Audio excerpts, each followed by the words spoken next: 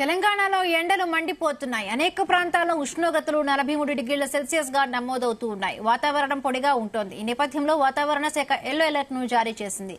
ఎండ సమయంలో బయటకు రావద్దని పౌరులను అప్రమత్తం చేస్తూ తెలంగాణ ప్రభుత్వం సైతం హెల్త్ అడ్వైజరీ విడుదల చేసింది.